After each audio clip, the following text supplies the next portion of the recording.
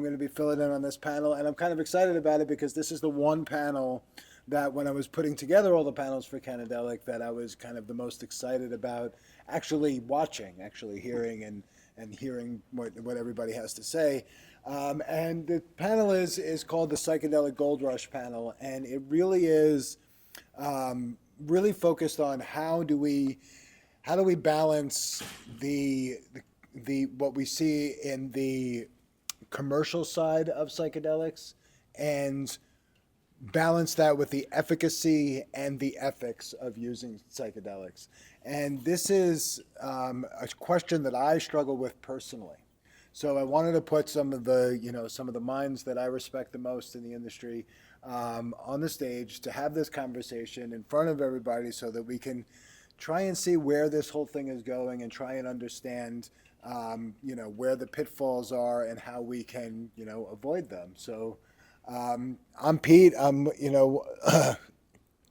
founder of Cannadelic, the event here, and I'll let everybody kind of go down and introduce themselves to the crowd.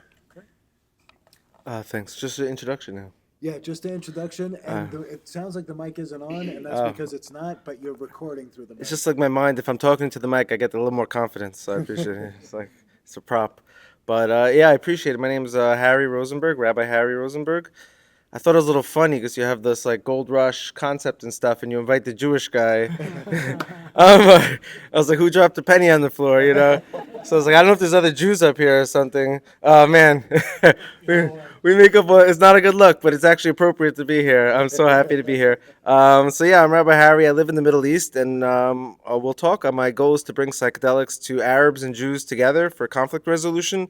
I'm not a Zionist, and I'm not anything. I'm just a human. But I'm out there, so I moved out there, and would love to have the conversation today. Yeah, thanks, brother. Let's go. Hey, everybody. My name's Brad Sterner. I've been working with ayahuasca for about 5 years now. Have been on both sides of the mat pretty extensively, and have just really myself and my team are just trying to help foster the awakening of consciousness in human beings. And we found that ayahuasca is a phenomenal sacrament to be able to do that. So that's me. Hi, I'm Lauren Pounds, and I am a founder of an ayahuasca church with a really big passion for integration. And I see a lot of holes in our current spaces for integration that lack some of the awareness that maybe traditional therapies can help us with. And so that's why I'm here, is to try to bridge the gap between both worlds. Good afternoon, everyone. My name is Shannon Moorhead. I'm the co-founder of Great Spirit Farm. We're a retreat center in Brooksville, Florida. We also make an ayahuasca product that's a microdose product that's safe for the general public. I've trained with the Shipibo, the Mestizo, the UDV traditions, and done many master plant dietas, and I've been working with ayahuasca for over 10 years.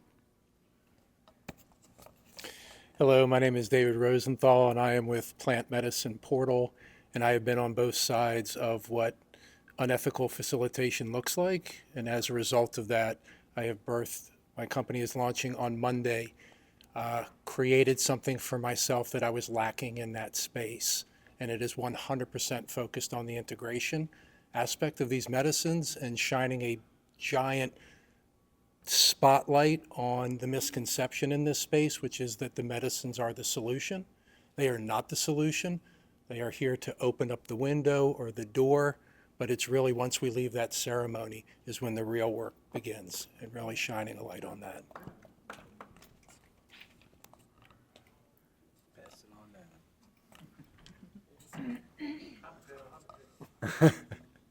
All right, so I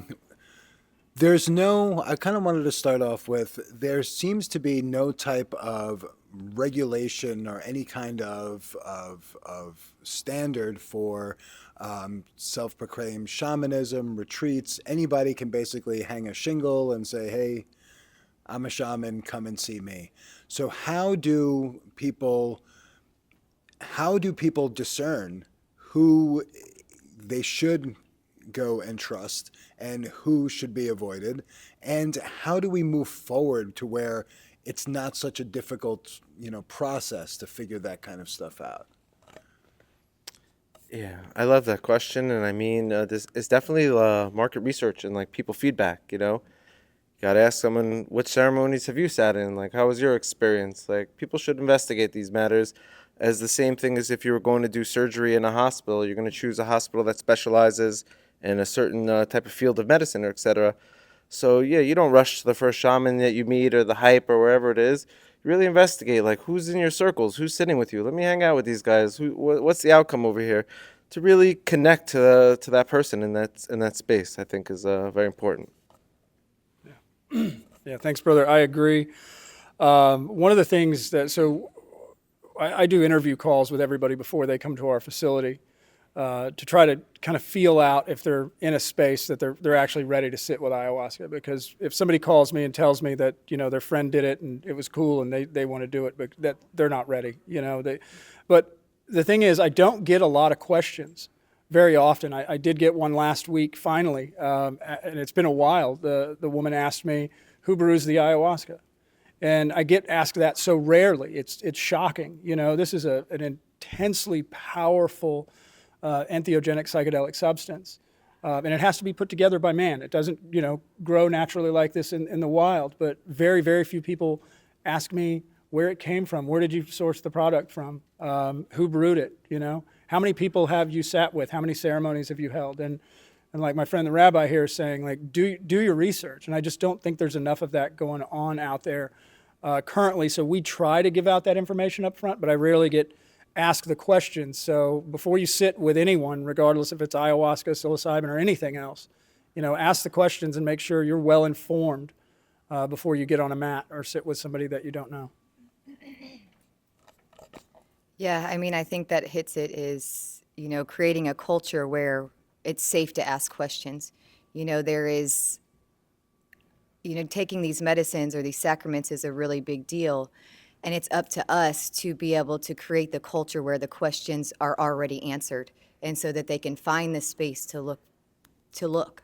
And so, yes, we need to have more information, but also they don't know where to find the information. So I think creating the tools and creating the infrastructure to be able to send these people, or when they come to us, that we have, okay, here's, like David's creating, here's a list or safe ceremonies. We need more of these spaces that really have a place that somebody can go look when they're not really brave enough to ask the questions, or they don't know the right questions to ask. Like, it's easy to say, ask the questions, but a lot of people don't know the questions to ask. They're just hearing this word and they're called to it, and then they hear from a friend, right? So where are we in this? And I think it all starts with us. And so we got to create and come together and find the solutions. I love this question, Pete. I think I could talk for an hour on this one. I think the first thing is, if you're sitting with someone and they call themselves a shaman, you probably should run. That's a very loosely tossed around word these days, and I think that it takes many, many, many decades to really earn that title, and it's only through a lot of work. And I think that brings me to the next point is, I even just was thinking in my introduction, I've been working with this medicine for 10 years. That could mean that I have done one ceremony a year for 10 years and I have 10 ceremonies. That could mean that I've done 100 ceremonies a year and I have 1,000 ceremonies. So it's closer to the other end for me, more towards 1,000, but that's, it's really important to be discerning about what you're asking people. And then what type of ceremony? Did the person just drink on their own and fill themselves with delusions for 10 years, or were they really subjecting themselves to the mirror of their teacher? How does that person respond to questions? And I agree with you, Brad, like, nobody asks me questions. People just sign up for our list. I heard about you from so-and-so. They take the opinion of their friends. And I think that can be valuable. Of course, like what the rabbi said, if you're going to go have surgery, you want to go to somebody that somebody's had a good experience with. And I think there's a whole other pool of water that we can swim in when we're talking about plant medicine, specifically ayahuasca, because it's unlike any other plant medicine in the sense that you're opening up realms and energy fields and and beings and consciousnesses that most of us don't even believe exist, let alone understand how to interact with these beings. And so knowing that you're going to a space it's a safely held space, not only from the practitioner, that you're not going to be, violated or, have some dark magic worked on you at the same, but that they also understand what's going on in the space and they can hold that space for you. And that, there's just so much depth that even people who have been serving for years, we're all babies, we're all still learning. There's so much to learn, and I just think it's really important for people to do their research. And I think at the end of the day, really connecting to the heart of the person who's going to be handing you that cup and watching over your body and your soul and your psyche while you're traveling and getting the answers that you came for. That person's heart is, in my opinion, more important than their experience, and it's more important than a lot of things, their intention. And do they really care about you as an individual and not just how much money they're going to make in that ceremony? So I think it's important for facilitators to have other sources of income so that they're not relying solely on this as a ayahuasca tourism or as their bread and butter. So again, I could go on for a long time, but that's the nutshell. Yeah, this first question is such a great question, and I too could talk for an hour about this easily. But some good news is that with the Plant Medicine Portal, we are creating what is known as the Plant Medicine Portal Seal of Integrity. And it is a extensive vetting process in order to be involved in our community. And we can't control anything outside of our community, but we can control what's happening within us and with what's going on there. So that when people show up to Plant Medicine Portal, they're going to feel safe, they're going to feel nourished, and they're going to be connected with people within this space that have gone through a vetting process, because this is the wild, wild west right now. Like, there is no accountability and integrity in this space. And so we wanted to create something to start that, and hopefully that becomes like a gold standard, and that people at some point are going to need to have that, in order to facilitate medicine would be great, because there's a lot of crazy stuff. People go down to the jungle for 3 months and they come back, shaman bros with their shaman card, and they're wrecking people in ceremonies. And also too, finding people that are walking, as I say, behind the medicine, humbly and integrally, and not in front of the medicine with ego and how many people that they can get into these ceremonies. And so really education is key in this. And so that's really something that we're also very focused on, is educating people on the things that they don't know, that they should be asking questions of the facilitator, that because these medicines are so popular, that like, I'm just so excited to be on like an ayahuasca email list or a list that I'll like drink medicine from anybody, and really know that they should be asking questions. Like Brad was saying, like, where does the medicine come from? How many ceremonies have you been in? What are your protocols when the shit hits the fan? Like, you should know that kind of information before you just start drinking medicine from somebody. So there is something coming, and hopefully we can just get the education out there to everybody. Thanks. I was really interested to hear what you guys had to say about that, and it's pretty much what I thought you guys would say. There is definitely an element of doing your research, and it can be difficult to find the right, to find the information on certain people and certain things, which is why it's so great what you're doing, David. Putting that together is definitely what the marketplace kind of needs. But I feel like some of that stuff is really, we're focused on people that might have adverse intentions or bad intentions, but there's also, I think, a side of it where people that have very pure intentions, but don't really know, can be misguided, So I'm curious to know how you guys see moving forward with some sort of, if there's some sort of standard or some sort of where we know that someone has the proper protocols when the shit hits the fan, that you're not pushing people into a deeper state of wherever they're coming from, or a state of psychosis or something like that, where are the guardrails, and how do we navigate that? Awesome. Just to introduce a little bit also, my first ceremonies, I was 15, 16 years old on Grateful Dead tour. I've been holding space for about 20 years. Many thousands of humans I've sat with in the medicine just to help them and alleviate their pain. I've come up with what I like to say is the triple P is, the price and the person and the purpose. So like regarding price for these matters, like I like when someone said, it's ideal to have an alternative income as being a space holder. So when someone says like, what's the price? I'm like, well, how much money do you have? That's my first question. This is like a Robin Hood type of thing. I'm going to steal from the rich and give to the poor. So if you don't have money, you're going to just have to show up and not pay anything. If you got a lot of money, you're going to have to pay a lot and sponsor for other people. I don't know what to tell you. I'm going to shake you down by the ankles. So I just like put it on the person. Like, what are you paying me, bro? you know? And thank God I do have my something I do for a living on online courses for education and etc. So I don't rely on holding space for other people for my income.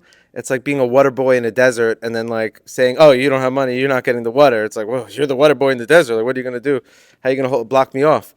So that's like it for like price. I love the sliding scale model and like just having an intimate relationship with the person who's seeking medicine of like, what can you afford? That's not going to be triggering. And I've also seen billionaires show up for this, but their trauma is interactions with money and like they could afford it, but taking money from them will actually ruin what they're coming to get healed from. So the billionaire can't pay, sometimes. So it's like really, you got to like really like case by case. And then the purpose, of like sometimes people are coming to ceremonies for, let's say, an example, a pornography addiction. A lot of guys are struggling with that. I dealt with that 20 years ago. Thank God I slayed that beast. But I've sat in ceremonies and nothing against it. I'm a rabbi and you got to be modest and stuff. A lot of half-naked ladies in the ceremonies. And I've been in ceremonies where I've been tripping so hard I wasn't sure if this is going to turn into an orgy or not.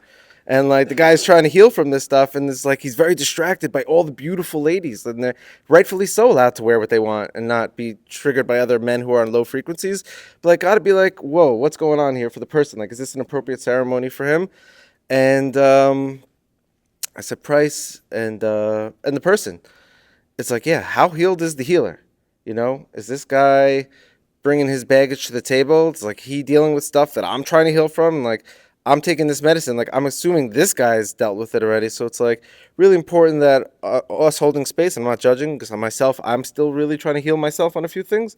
It's like, just know that the person coming to heal from you, that you're not dealing with something that you're not healed and that he's trying to heal from. Just send them to someone else who masters in that thing. So that's like my philosophy here. Thanks, brother. What was the question, Pete? I rambled. It was so how do we find, without like kind of like a standard, even people that are well-intentioned Yeah. can have, don't really know what to do in certain situations. It could make things worse. How do we, people that have good intentions, where Yeah. do they go to know what to do even? Well, so great question, right? One of the things I've noticed, I've been part of several hundred ceremonies at this point, and one of the things you notice pretty quickly after you've been part of enough ceremonies is when you have volunteers show up, some of them just get the assignment, and some of them don't. And that's okay if they don't. But there just seems to be a type of person or a type of energy that really aligns well with what we're doing. They seem to have a respect and a reverence for it that others just can't seem to muster. And so I get asked questions like this fairly often, like what makes a good facilitator, right? And as the rabbi was just talking about, like, are you dealing with your own shit, right? But you still can be, right? Because we're all still on the path of healing. But can I set all of that aside during the ceremony itself, right? Can I take myself out of the equation and be as neutral as possible? Because that's what this person needs. They don't need a bunch of my opinions, my good ideas, what to do, what not to do. I need to simply allow them to go through the process and to do so safely. And as I mentioned earlier, some people just have that kind of innate ability and others don't, and there's nothing wrong with it. But I saw a meme the other day that I thought was pretty hilarious. Actually, a former guest to our retreat center showed it to me. It's It's a guy sitting up on his ayahuasca mat and he's looking up at a shaman and he's like, yeah, I can do that job, you know? And it seems to be one of the things that we all kind of run into at a certain point. You get on, because all of us up here started, for the most part, I guess I can speak only for myself, but on an ayahuasca mat, right? On some kind of mat to start your healing experience. And it takes time to get into these positions because there's an, you know, of course we're all the same, right, at the end of the day, but when you're sitting in an ayahuasca ceremony and you're holding space for people, there is a strange power dynamic that starts to unfold, and you have to approach these things with a ton of respect and integrity. Otherwise, bad things can start to happen, right, in your space that you're supposed to be in charge of. So, you know, we do our best to vet everybody, including our volunteers, very deeply. We do background checks and things of that nature. You can't cover it all. But as David was saying, this is the wild, wild west as far as an industry is concerned, right? It's currently unregulated. But if we can all come together and build our own regulations, once it does become regulated, the government is more likely to adopt our regulations if they are working. You know, and if we're not doing anything about it, they're going to go ahead and impose their own legislation and regulations, which is going to button this thing up so tight that we're all going to barely be able to move and get any work done. You know, so I think it's very important that, you know, work like David's doing specifically to help educate people on what they need to be looking for in these spaces so that it's almost second nature, right? Where do I go to find the checklist of things I need to know before I go sit with ayahuasca or psilocybin or bufo? You know, what questions should I be asking these people? And if you are asking somebody questions and they're kind of annoyed or turned off by how deep you're going with your questioning, you probably want to find some other place to go, you know, because all of this work is very challenging on a lot of levels. And we just need to be, you know, our facility does a lot of first timers, you know, so there's all kinds of anxiety and fear and just stuff bubbling up even as they show up to the retreat. You know, we're hours away from ayahuasca and most of them are like, can we just do this already? You know, can we just get it going and rip this Band-Aid off? But again, not many people are asking a lot of questions. And I think, you know, as an industry, if we can call it that, we need to help guide people in the right direction for asking these deep questions so that they can really get a good feel for who they're sitting with and so that they can do so safely. Anyway, that's what I got. For me, it feels like what I look for in our community is the ability to be accountable on our own paths and the ability to navigate your own processes as well as navigate your own limitations versus being, I can fix it, the medicine can fix it, I can do it. Recognizing and creating containers where your team is all accountable for themselves, right? Because in that, mistakes can happen because mistakes are going to happen. We're all learning, we're all students, we're all navigating this path in a very new time, becoming aware of more things as we are expanding into these spaces. And so when we see something, can we see it and can we change it, right? That's what I look for, you know, because we are going to grow in this together, but how are we growing? Are we growing with leaders who are accountable? Are we growing with leaders who are bypassing? And I think that is the biggest thing for we have well-intended people who don't actually know how to work through their processes and then don't say, I don't know how to work through my process. And then they are still holding spaces, holding containers, calling themselves healers when they actually haven't navigated their own. So that's what I look for within my own community are the people navigating their own processes as they're holding space for me. I echo everything that was said. I think when we're speaking of regulations, especially when it comes up against religious freedom, that it's kind of a sticky dance. And I think that the indigenous traditions have already given us a template for how we choose. And we choose in the community, we choose people who live in a tight-knit community who see individuals, they see the strong suits, they see the shortcomings, and they say, yes, okay, we're going to put you through training, and can you survive the training? And if you can survive the training, you know, 10, 15, 20 years later, now you get designated as the shaman of this community. So I think that, you know, to what Lauren was saying, like, you have to be in a community and be willing to be seen and be willing to be called out on your own bullshit to be seen as someone who, you're not going to do that in a vacuum. You're not going to do that through advertising, through marketing, through putting your retreats on social media. So know that when you see that out there, that the person behind that has their own bullshit. Are they willing to have an honest conversation? Are they willing to have you call them out on their bullshit? Which some people are even scared just to do that. So that's always a fun conversation. But I think when done with love and compassion, we can see each other with all of our stuff, with all of our shit, and grow through being willing to be seen and through being willing to confront each other.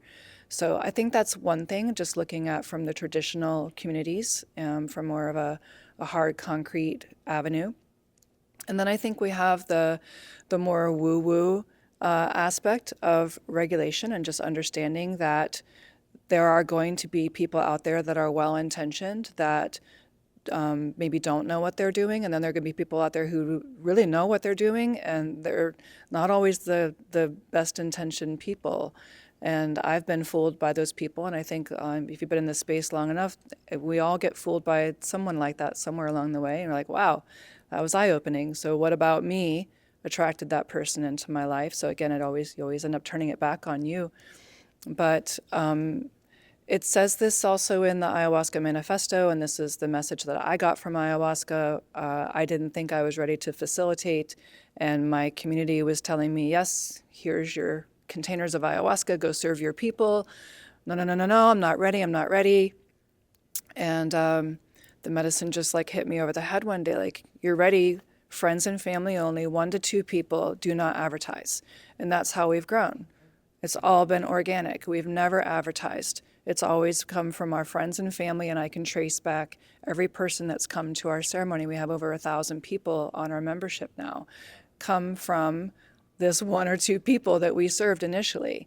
And we served 1 or 2 people for years, and then it was 3 or 4, and then it was 5 to 7, And so anybody who's going this path needs to be willing to say, okay, I'm brand new. Maybe I should only be serving 1 to 2 people, because then when the shit does hit the fan, you're only going to have to worry about 1 or 2 people. So, and it will hit the fan. But and I also want to echo, I think it was you, Lauren, talked about integrity, or was it you, Brad, talked about integrity. When we're out of integrity, when your facilitator or your healer, I hate the word healer because I don't think that anybody heals anybody else, but when that person is out of integrity, you'll see it in their life. Are they late? If they're even 5 minutes late, like, that's just a little sign of just a little piece of integrity not lining up. Does their walk equal their talk? Are they open? Are they transparent? Are they vulnerable? So looking at the person's integrity and how that shows up in their life is absolutely going to be a mirror into the ceremony space. And I've been in ceremony spaces that were shit shows, and I can feel the chaos and the lack of order and integrity with the person holding the space. And I've also seen my own transformation. I remember I had a ceremony, it's probably about 10 years now. It was a dear friend of mine. He had lots of experience with entheogens. He actually is the one that turned me on to ayahuasca. And I was serving him and his friend, and it was very high dose mushrooms. And they were loose cannons all over the space. And I'm like, how the hell am I going to serve any more than 2 people? I can't get 2 people under control. And so that hasn't happened in years, because I know that that's a reflection of me. That was a reflection of me. And when my integrity and who I am, and I clean up my shit, then this out here is clean and calm and quiet. Sure, people scream if they need to scream, but we don't have a lot of rebels in this space like what I used to attract in the beginning. So again, we could talk about this for a long time, but I think that regulation is something that we probably should not invite, especially if we want to be able to use these sacraments in a spiritual and healing context. But I think we as a community need to stick together and be willing to confront and call out what doesn't look right for the protection of the whole, and also be willing to receive that, at whatever level it is. I had to echo everybody to my right.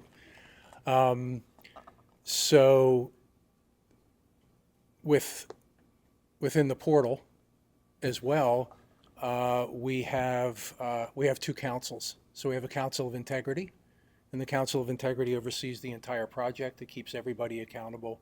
And in integrity, there is no hierarchy We all sit at the same table together. And then, you know, I think what doesn't get talked about enough is we have what's known as the Council of Guides. And the Council of Guides is, once you've gone through our vetting process and you're a facilitator and integrator with us, is that in order to keep that seal, you have to drop into a meeting with our Council of Guides once a month, because nobody needs more integration than the facilitator does. They're holding the space for everybody. And so we want to provide a place for them to do their work, and where they can gather as a group of people and support each other and share, because we're all human. Shit happens. Things happen in ceremony that we don't have control over. Life happens to us. And also, too, what we want to focus on is that we want to call people in instead of calling people out. So if you're going to work with us, you got to be accountable, you got to be integral to be a part of what it is that we're doing. And if something does happen, like, let's bring it up as a group, let's call this person in, and let's help them move through that process. So, yeah. Oh.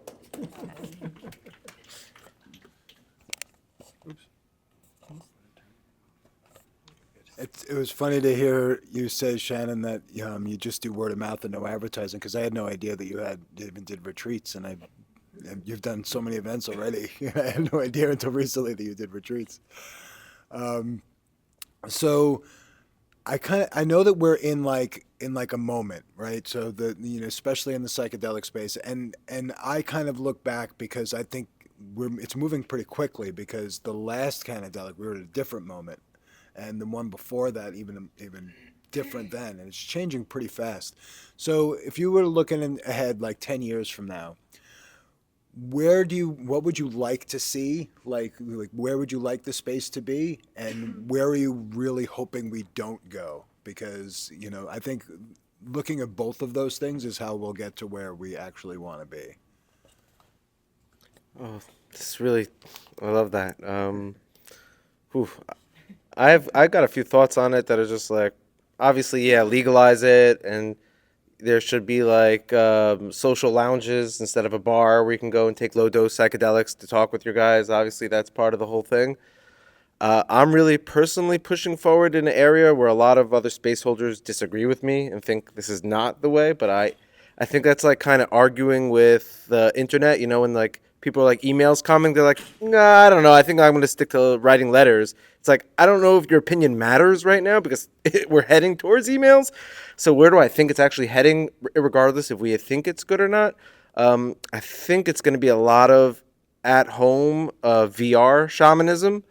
People putting on their headsets on their couch and taking something that came to them in the mail and meeting a space holder in virtual reality who will sit with them for 6 hours, or a pre-recorded ceremony where there's like something we all agree on that should be downloaded as you're having this experience. I think that's just where it's going to head and go to. So the best thing is like figure out like what music is ideal for healing, and like what should the guy hear? What should he listen to? Is there like a timeline of human history we should watch while tripping? Like, what is the most important thing to just like change our life in a short amount of time? And that's like something we will all collaborate on, as like refining it, as like AOL turned into, this Facebook, and then it's turning into MySpace into Facebook, like that evolution. And a lot of people weren't into it, but your opinion doesn't matter. That's just where it's going. So I don't know. I'm just rolling dice here thinking that's where it's going to head. I would love to be a healer, or not a healer, a space holder who gets to get held space by people, because I got to work up my own stuff, So like we'll all work on this together and have like an open source discussion, I guess. Yeah. So yeah, good question. Where are we at in 10 years? Good or bad? I think a good side of it would be the education side of it. I really don't know where the space is going to go. With what's going on with politics right now, they might peel the whole lid off this thing and legalize it all. Wow, what would we do then? How many people would be holding space then? Would that be dangerous? I don't know. My first ayahuasca ceremony, when I got off the mat, I was convinced that if we just poison the water supply with ayahuasca, we'll solve most of the world's problems just right out of the get. But I don't think we're ever going to be able to make it to like a VR-based session, because some of the ayahuasca ceremonies I've been in, and it does have to do with where you're at, as Shannon was talking about earlier. If I come in and I feel chaotic, the space will be chaotic. But there are moments that people have these big kind of spiritual emergencies and the whole thing lets go at once. And I just don't know if we can do that over Zoom. You know, who's there for the physical safety of that person?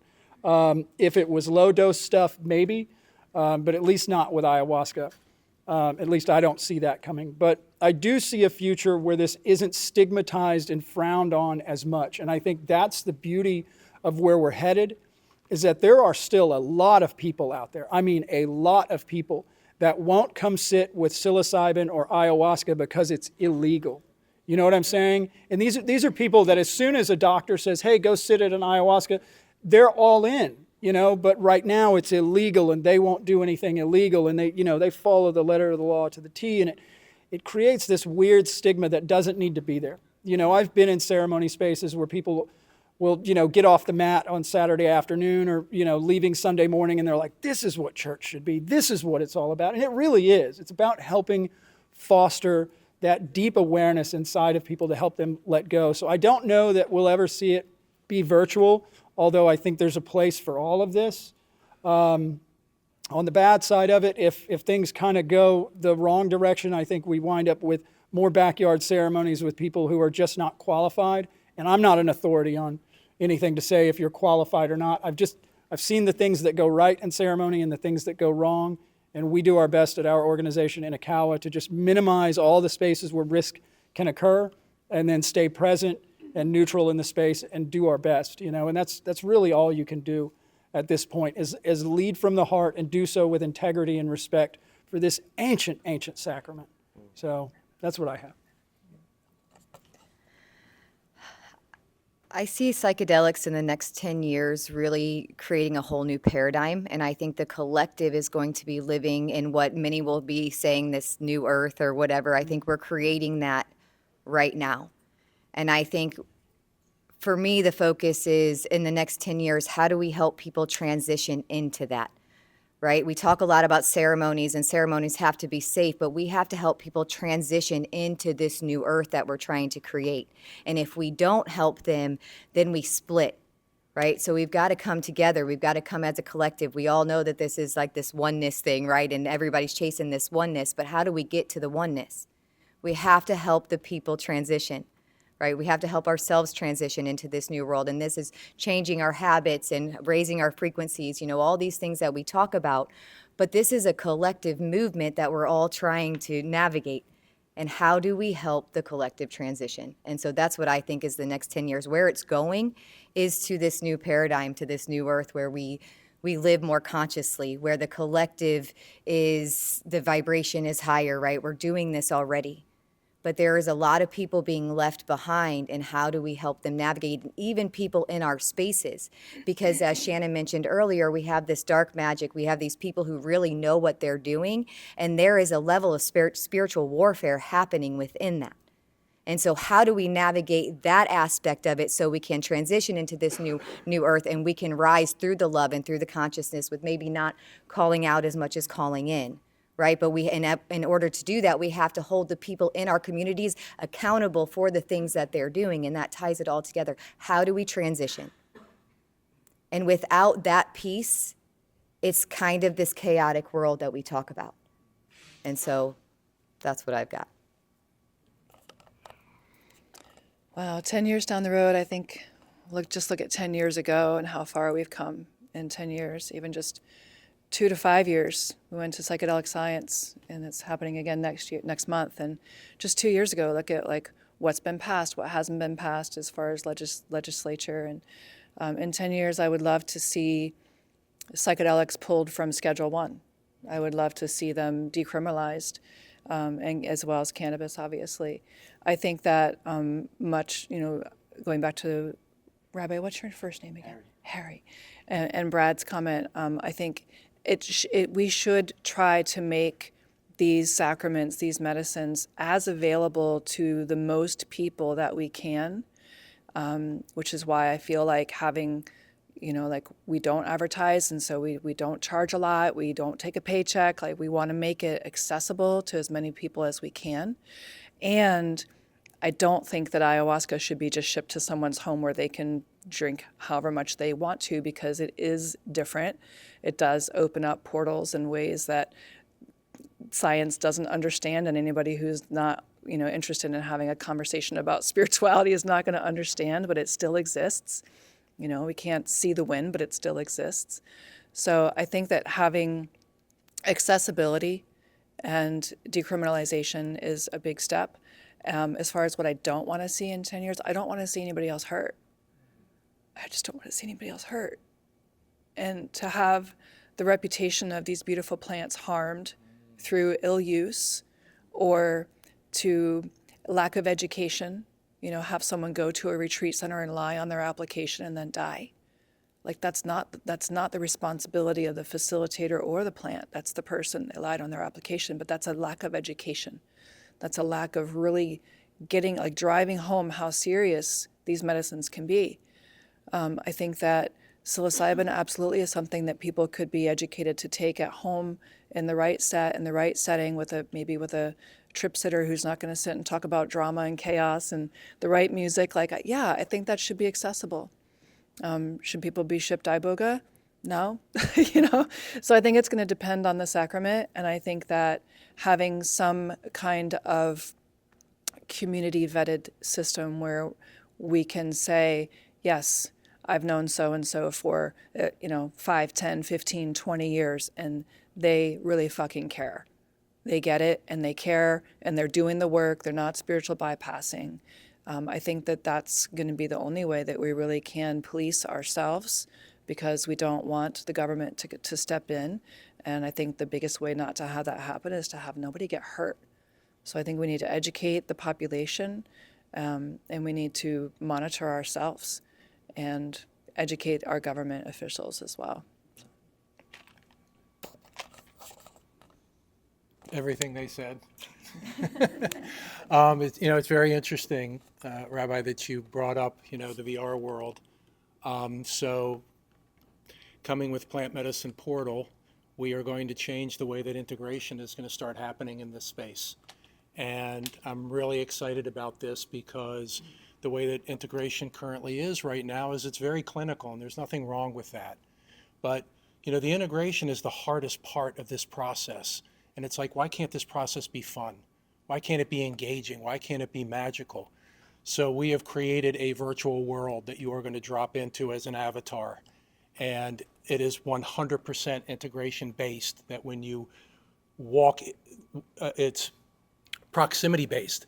So when you walk to a certain area, something happens. When you touch things within the world, something happens. So we have a yoga village. When you walk in there, a video comes up where you can do yoga. We have a breathwork village. When you walk into the breathwork area, a video comes up for you to do breathwork. We have a meditation zone where you can do meditation. We have a stage that when you get near it, it starts playing Icaros and beautiful plant medicine music. There's flowers that when you touch them, they bring up journal prompts for you to start doing journaling. We have our classroom in there.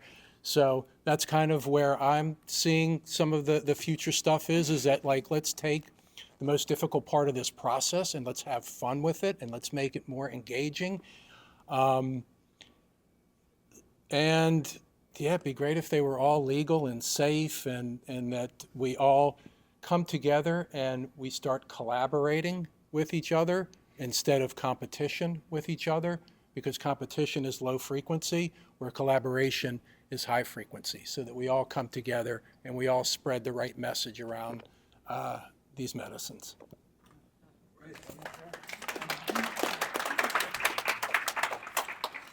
I also just wanted to clarify before I hand it. I definitely don't think ayahuasca at home alone with VR is safe. That's like you're going to be purging, lying on your back, and no one's there. That's like no good. I was a little bit referring to like DMT and like ketamine therapy for people who are not taking, on SSRIs, like where it's like they're out and there is a trip sitter, but like, yeah, I don't want to do anything unsafe. That's scary stuff. Whew, close call. All right. Well, with that, we're running a little bit behind. So if you have questions for the panelists, please, you can talk to them in the hallway. So we have to kind of make time for our next panel to come up. But thank you guys for being here. Thank you, all of you. This conversation exceeded my expectations, and I'm really thankful for all of you for being here and